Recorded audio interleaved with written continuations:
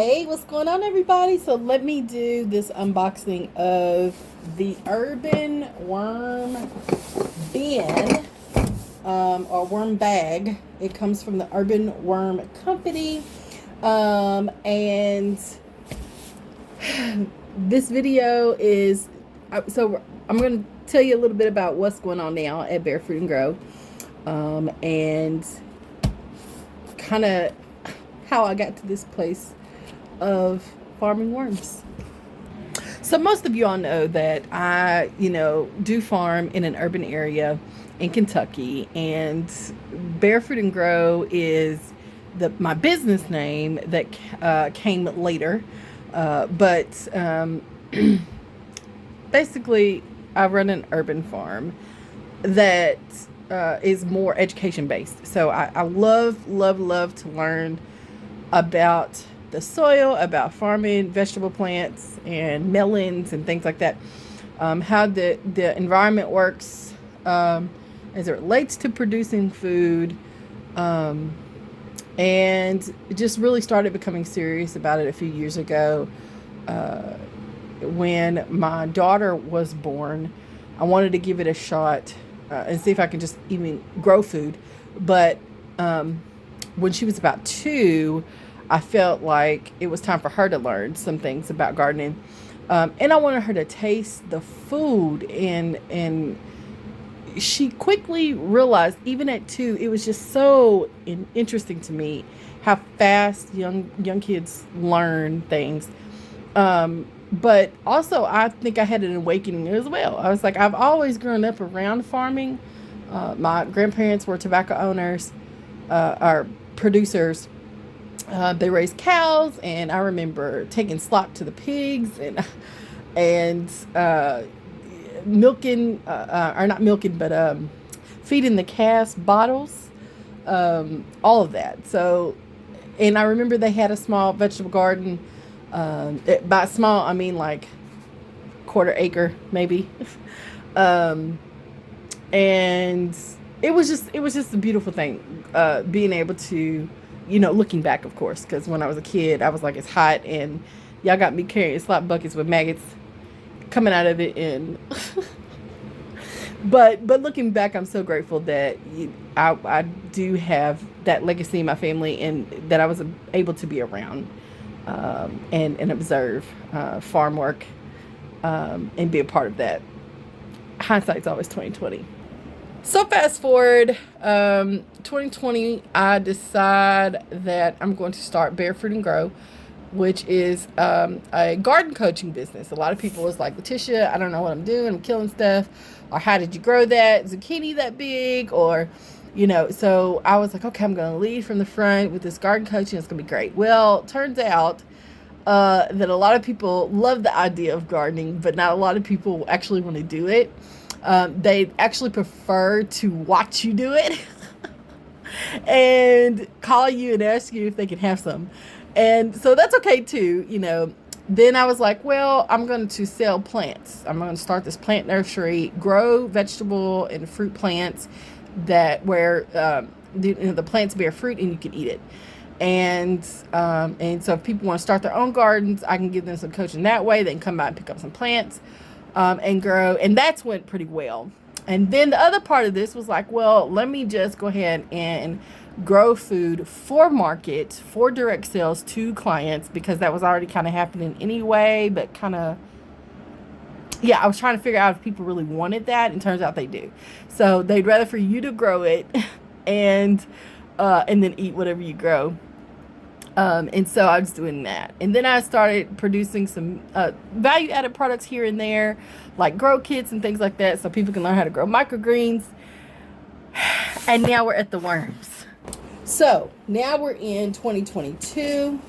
There have been a lot of changes with the farm, but also my mindset. Just as my mom is calling. Hey, y'all, sorry about that. I had to answer the phone. So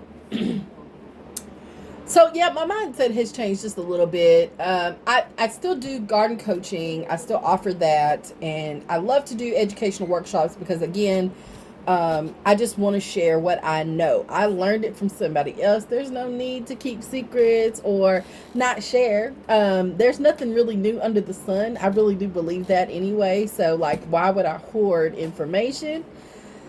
Um, I personally just want to see everyone thrive and do well.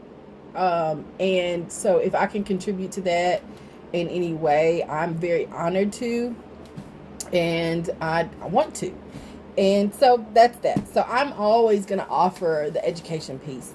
But when I say my mindset has changed, I feel like I'm always learning and always trying to understand um, just how things work in the world and evaluate who I am, uh, what I believe, what I don't believe, and what are my negotiables and non-negotiables, and why am I really doing this? What is my intentions? I'm always thinking about those things, just reflecting. But one of the things that I just know that no matter what I do, as it relates to producing food, it's just, I feel really strongly about giving back in some way. And lately, a lot of the advocacy work that I've been a part of and teaming up with folks to do, and a lot of that has been for community, right? Like trying to build up my community where I live, trying to address needs and things that we need to address as a community, like lack of food access, like land grabbing, redlining, systematic racism, things like that.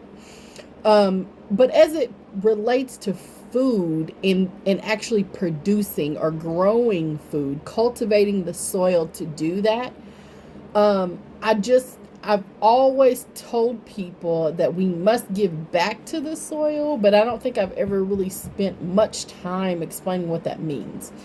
Other than, the one thing I know people kind of get and understand is this concept of composting. So, if I do talk about it, I'll talk about throwing my food scraps in a trench, in the garden, or burying just some food scraps in the garden. I'm a really lazy composter idea.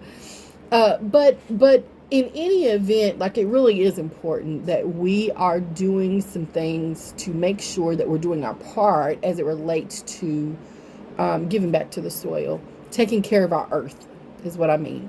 And I've never been like a really like scientific nerd or hug a tree kind of person. But I that doesn't mean that I don't think that it's important that we recycle or we pay attention to things like, we probably shouldn't use a lot of harsh chemicals, and we probably, the more I'm learning about why that's the case, and what it does to the things that we can't see in the soil, has kind of really, I'm just like, oh my gosh, like, in my gut, I knew this was wrong, but I didn't know why. And so now that I'm finding out why and then solutions to fix the problems in my own personal journey, then I just feel like I'm in a different place. The other piece of this is I don't like when people are told that they can't grow food in their soil because it's not healthy. Maybe there are reasons for that, like it's contaminated, okay, with lead. There are a lot of homes that were built with lead-based paint. And so that paint gets in the soil.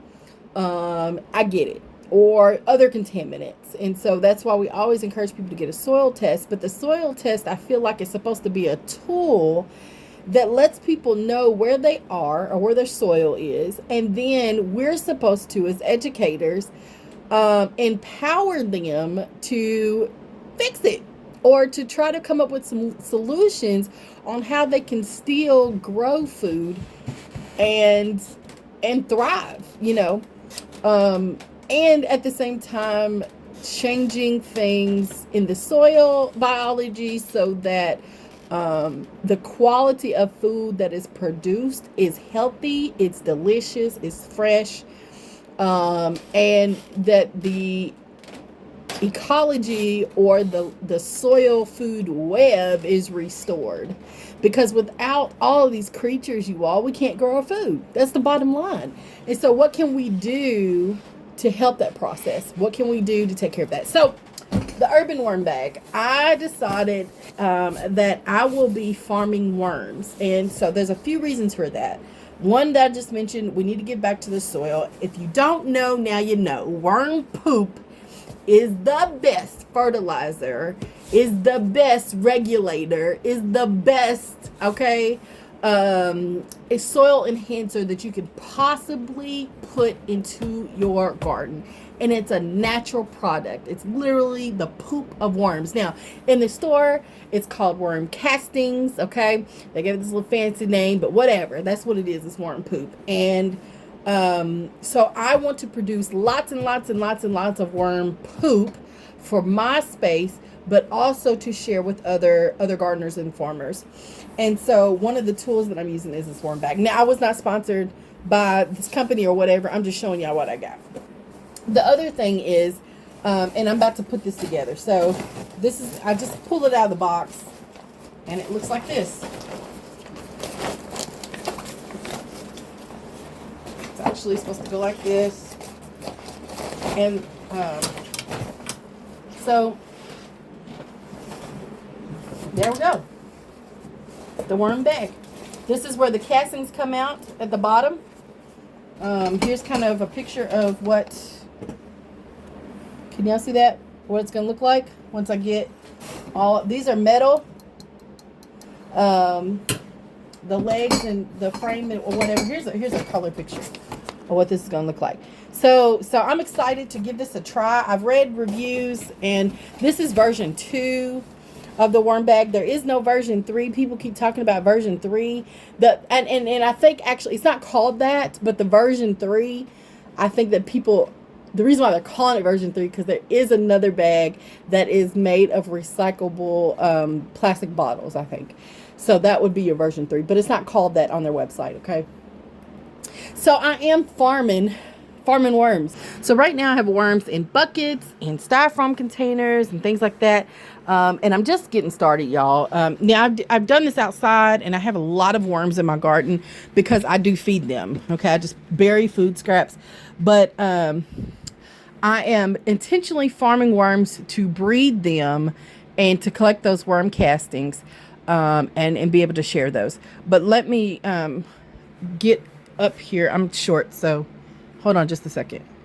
Okay, so these are European night crawlers, and so I have the buckets labeled. And I'm not going to go into much detail about why that is there or how I made my buckets yet. I'll get into that. But yeah, there's some food scraps in here. So, and they love them. Oh, there's one guy. There he is. But this bucket has a lot of worms, and I promise they're in here. I just don't want to disturb them too much. But they're here. So and I've got some dried leaves in here. And I do feed them like a worm chow or worm food that is made out of natural products. There's cardboard in here and all that. But that's what I'm doing. I'm farming the worms, breeding the worms to sell as bait. My family farm has a pay lake. And so we're going to have a bigger operation plan for that. But for now, I'm getting things started here, and all the worms here now will be transferred there. So I can continue. Now I'm using my basement, and I don't have a lot of room in the basement. So I have to, eventually I've got to go vertically. So I'm coming up with a system to be able to do that. And then I still farm microgreens down here. So I also have to make sure I have room to do that, because initially I was thinking, well, I'm going to get some more shelving units and vertically like that. Put the tubs on, I can get 2 tubs on each shelf. So that'll give me some space, but I can't run out of, room to grow my microgreens. So I need this space for the microgreens, and I'm gonna have to do something else for the worms.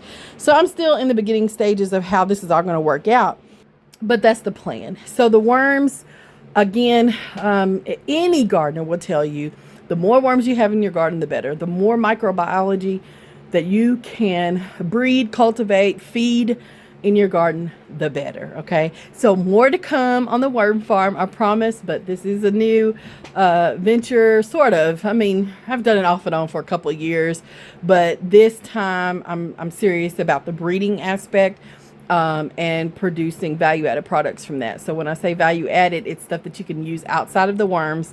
So taking the product of the worm, turning it into, monetizing it. So their worm poop, and then teaching people how to make worm tea as well. See that education piece? Because all of this stuff is so easy to do. It's very, very practical. You don't have to overthink it. If I can do it, y'all can do it. Stay tuned, y'all. Love y'all. Thank you all so much for watching. Bye-bye.